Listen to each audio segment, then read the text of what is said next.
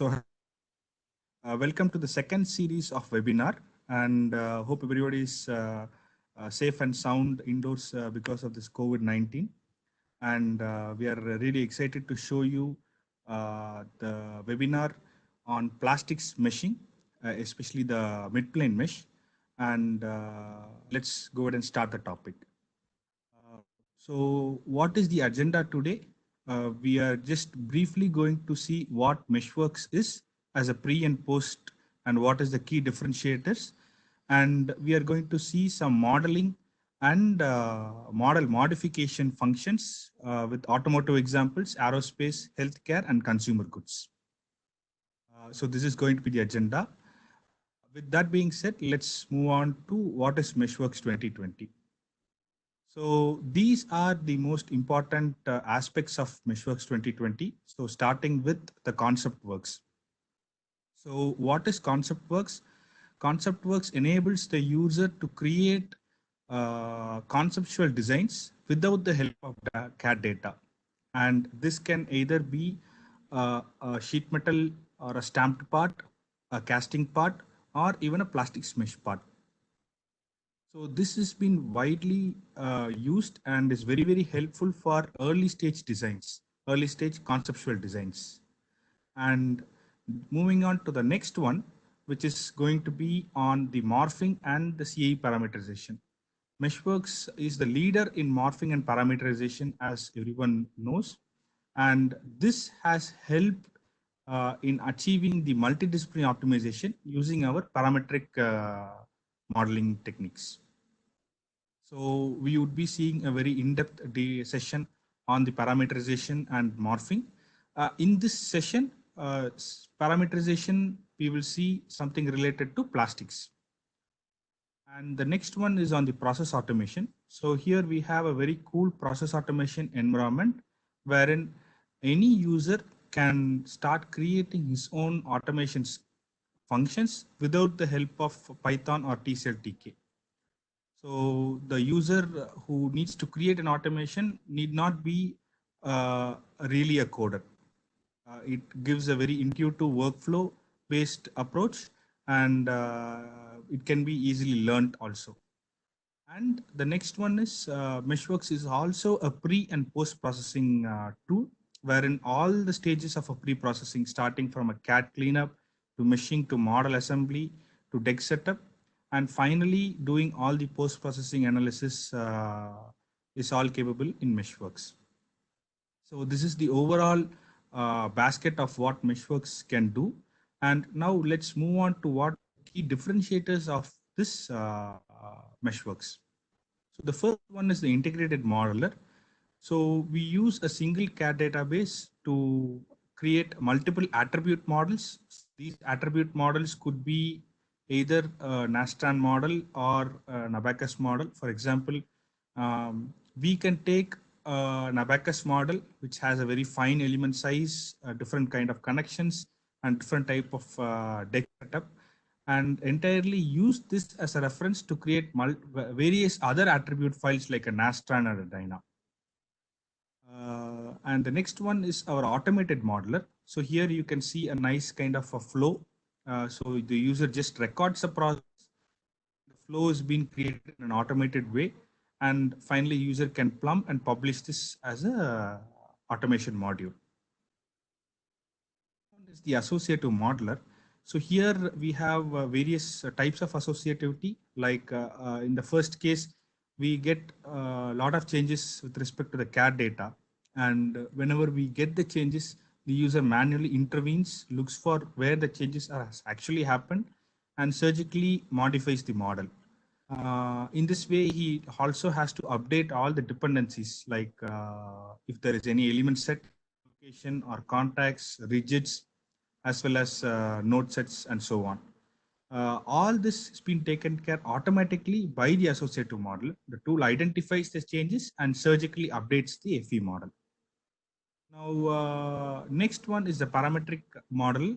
And this is our patented technology, wherein once we model any kind of models, be it a sheet metal part or a casting part or a plastic part, the mesh inherently becomes parametric, meaning that if the user would like to do any kind of changes uh, based on his post-processing result or based on his intuition, he can right away do it.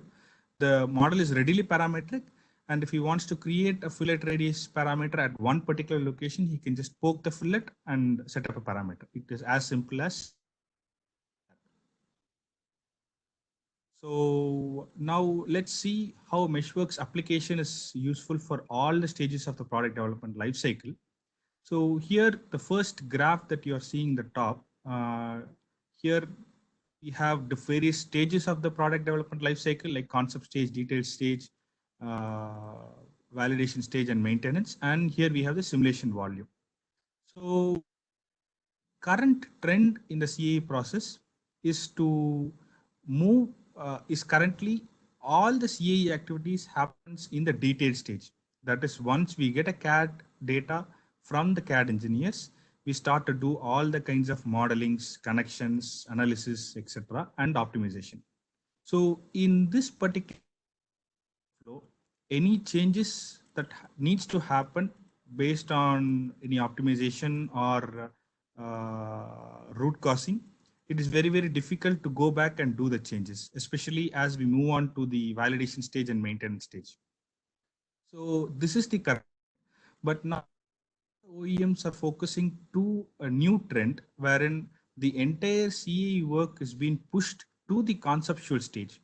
That is, instead of taking the CAD data as a reference, why not we take an existing FE model and quickly create conceptual models, like in the case of Morph. I'm sorry. Morph one platform into another platform based on styling, or we can create a new platform like a concept cut and stitch, where we can create a crossover from a cut portion of a sedan, a cut portion of hatchback. And not only that, we can also do parameterization on all these models and do the optimization right at the conceptual stage. So moving on to the design stage and virtual validation stage, we will not be having a lot of changes. So now with this graph as a starting point, you can now see in the conceptual stage, Meshworks morphing modules and the concept modules will be really, really helpful. When it comes to the detail stage, we have Meshworks, which would be used as a pre and a post processor, and the main and the virtual validation phase, we can use all the rapid meshing and model assembly tools and the post-processing tools in Meshworks. And now moving on to our today's agenda, it's going to be Meshworks application for various verticals of the industries. And the first one, what we would like to show is the healthcare segment, because currently with the COVID-19 crisis, we want to take kind of a similar example where we want to show how we can quickly morph the ventilator housings and the adapter for the masks. So let's move on to the first presentation. So here we have the plastics meshing process as an overall process. So here we are not doing any kind of a CAD prep. So we have imported the housing, ventilator housings, and we are just showing a couple of features on the model. We go into the auto midplane mesh, and we have the standard 5 steps, which we check on and give the required meshing parameters, process parameters, and execute. So in a couple of seconds, you would expect a result, and this is going to be the output. So now what we would like to do is we would like to go in depth of what each step is doing and what are all the functions that can be utilized to enhance the output. So the first step in the process is to identify the pairs. So in order to, this is all these steps that we are talking about is completely automated. Just for the user reference, we are going to see these things. So here we have identified the pairs. wherein you have a source and a target. We actually mesh the source parts, and based on the location of the target, we move the mesh so that it is 100% on the mid location. Now you have all the functions to actually look at the source and target pairs. If at all the user wants to swap anything, the tool has the capability to swap, accept, or in certain cases, the tool has missed out certain pairs, which is a very rare case. The user can go ahead and create his own source and target pairs. So once the source and target pairs are identified, the next part is going to be the mid-plane mesh. So here we are just going to give the meshing, and since the tool already has all the intelligence of source and target, it creates a mid-plane mesh. And as it is creating mid-plane mesh, you can very easily see that all the features like the CAD lines, not only the features like small bosses or locators or ribs are all maintained, but also certain CAD features like the perimeters of the edges, like the lines that you're seeing here, the fillets are all captured very nicely. So the user does not have to repeat his process in order to achieve this. So the right away we have the output, which is almost capturing all the features from the CAD data. Now, in certain cases, because of the CAD data, there could be some features which has been missed. Now, how do we correct these kind of problems is what we are going to see as a next slide. So here, what we are going to see is, we are just going to see a couple of tools, that is certain mesh edit options. Let's take this particular feature, which has already been stitched to the base component. But we might be, because of the CAD issue right here, where we are seeing, we are going to see, you can see that in the CAD data itself, it is not being connected. So now we can use the stitch functions. So in this case, we are going to stitch by selecting the edge. And here we can either retain the edge 1 as a destination or edge 2. And we also have various options of stitching, whether we can stitch to the nearest tangential stitch, mid, or based on a plane. So all these options are available to the user, and he can use it to his fullest requirement. So, and not only he can he do the stitching on the free boundaries, but due to the feature capturing, there could be certain small edges that would have been captured. The user can also select the edges and stitch them together in one shot in order to maintain the quality. These are all the quick stitch functions. And then next, flow correction functions. So in the flow correction functions, we have a lot of tools. So we are just going to look at some of the tools like the move tria, wherein user can pick a tria and it shows a path of transition. So once we pick a tria, it highlights the tria can be moved in these many directions. And once it finds an opposing tria, it automatically collapses the trias and gives you a good quad mesh. And due to detailed feature capturing, there could be certain regions where you could find a kind of uneven mesh. So in those cases, user can use the interactive remesher function, wherein you can select a couple of elements and do all the remeshing functions, like even you can increase or decrease a seed point, discretize the mesh, and so on. It will really help to finally move to the next step, completely making sure the flow is all good and ready to be deliverable model. And now next is the auto quality correction. So the auto quality correction is also a pretty straightforward process.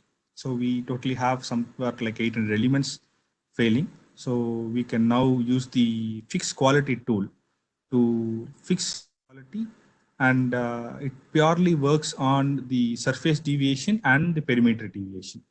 So there could be certain elements still failing for the quality, and these elements are constrained purely to satisfy the surface and perimeter deviation. Once the user would relax these features, again, all these elements would start reducing much further. And finally, moving on to thickness assignment.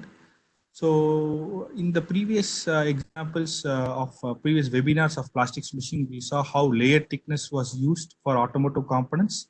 In this case, since there is not much ribs that is available, we are going to use the general thickness assignment tool function. And here we also have the nodal based thickness and the element based thickness. This has been assigned. So we can now just see the elements in the solid mode. You can see here. Now let's move on to the next one, which is the adapter. So in this case, we have the adapter wherein the one end goes mask and other end goes into the filter. So since the mask has a different profile, morph this adapter, which is actually a scan data, and recreate the CAD data, or we can also give the scan data for 3D printing. So that is the workflow that we would like to show you. Here, what you're seeing on the screen is the adapter, and this face is the face which is going to the mask, and this is the face which goes to the filter. Now we have created a couple of parameters to show you what are all the changes we have to do to accommodate to the new mask. So here what we are doing is we are showing the different shape changes. The tubular change, and as you can see, the mesh being modified or morphed.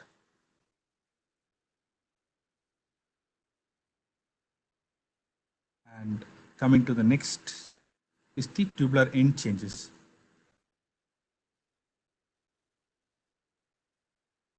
So changes are purely done in order to accommodate the mask for different persons.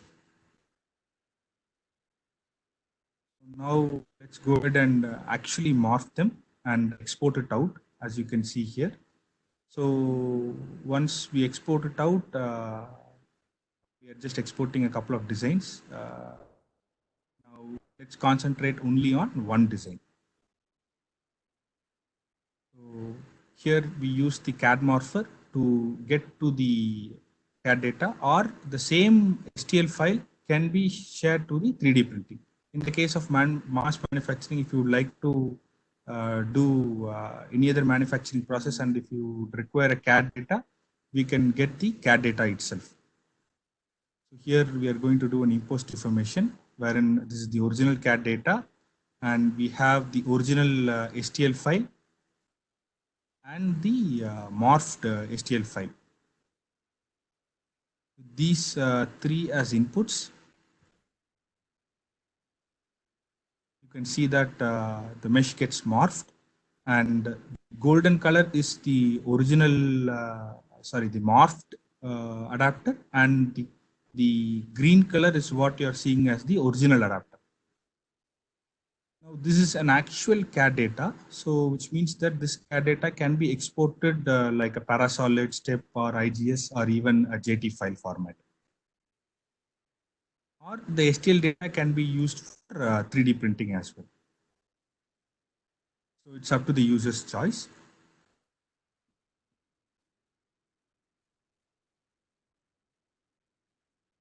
So this is the example of the health. And next one, we would like to see some examples on consumer goods as well.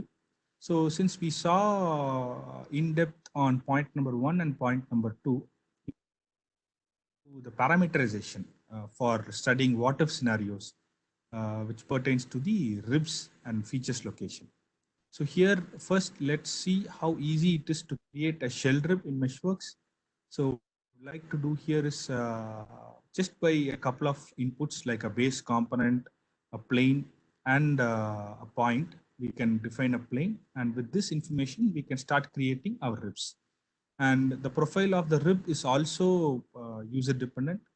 He can sketch his own profile, and instantaneously a rib gets created. Now this is a creation of a rib. So what do we do if we want to create some multiple parameters? Like let's say we do not know the number of ribs or the length of the rib, which is the most efficient one.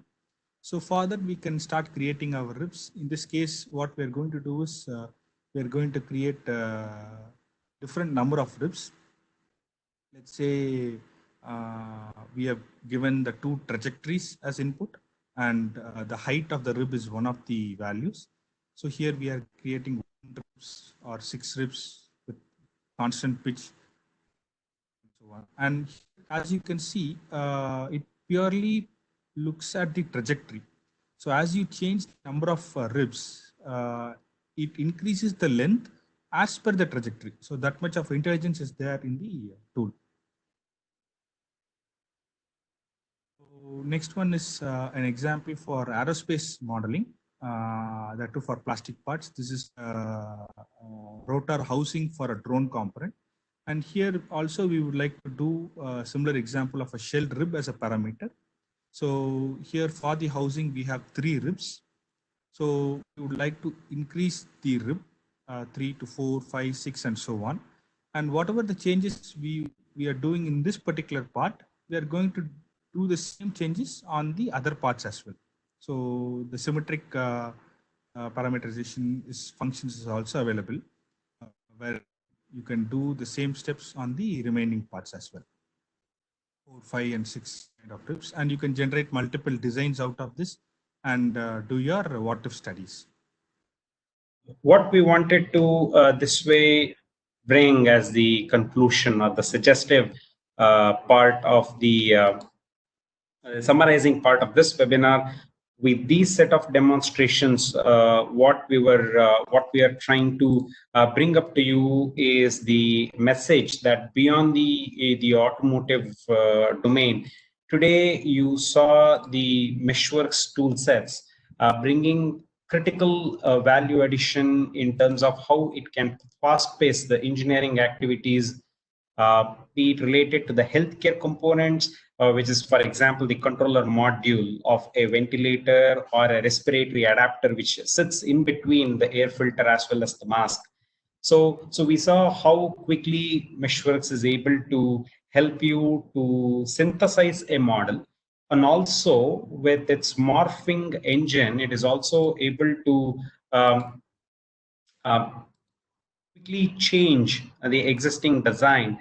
And with its STL export capability, if we are trying to print a single color 3D printed part with PETG or PET kind of material or PLA kind of bio-friendly material, Meshworks is right there for you. So that portion is very important and interesting, as we say.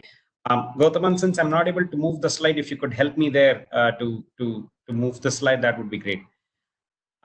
So the other important part also that we wanted to bring up is, especially when we look at the application for yet another set of plastic parts from the consumer goods industry, or for that matter, in aerospace industry, there also the parameterization, the CE model parameterization feature was nicely demonstrated, wherein if we wanted to do a change to the location where in a drone motor frame, we want to support the shaft of the motor very properly, we want to increase the stiffness at that zone. Sure, Meshworks parametric model can help you optimize the spokes that support the motor shaft area.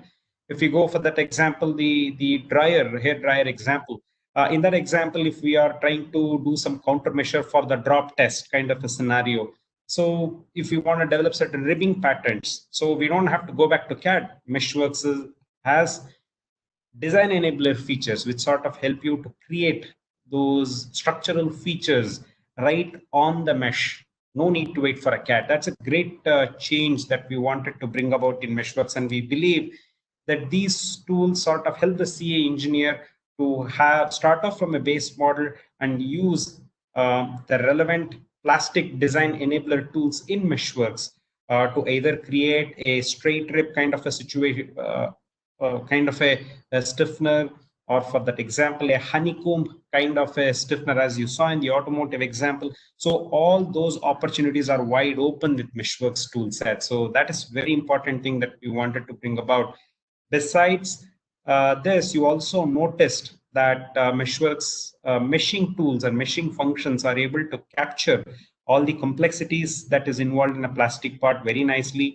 And also, you also were shown or demonstrated how easier it is to do flow corrections and how easier it is to take out some of the sliver elements or unconnected parts in the mesh.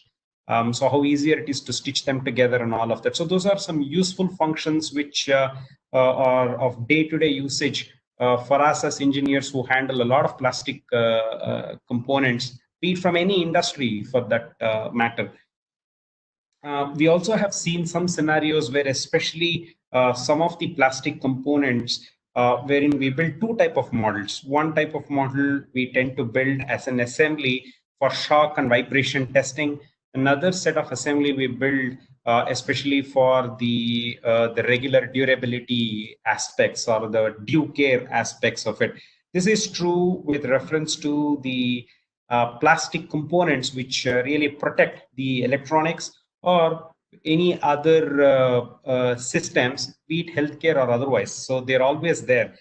So for those kind of scenarios, the integrated modeling in Meshworks comes in very handy. So you could as well create a mesh model for two different performances. That is the shock and vibration performance, wherein the meshing criteria, connection criteria is different. And then for a durability example where the meshing and the connection criteria are different. So integrated modeling helps you save time there also, as my colleague stated ahead in his introduction to Meshworks. And it is needless to say about the parametric, the benefits from the parametric model that has been very nicely demonstrated when you saw the number of ribs or spokes being changed on a CAE model without waiting for CAD. That is the power of the parametric modeling. So I think with all this, I think Meshworks has all the tool sets that is ready and brings all of them at your disposal as you handle complex plastic components in terms of not only meshing them, but also assembling them, and also after solution, bringing about the design enablers or the countermeasures. Even that set of activities are also accelerated by Meshworks. And if we are in the business where we are trying to take an existing part and trying to adapt it to a newer situation, and you want to really print it and see it with 3D printing plastic materials, Meshworks has the tool sets for you to morph an existing design of a part, especially the adapter that we saw today, and write down STL file and get it all the way to 3D printing. So Meshworks is there for you to not just conceptualize a part, not just to engineer a part, but also help you to realize a part as a 3D print.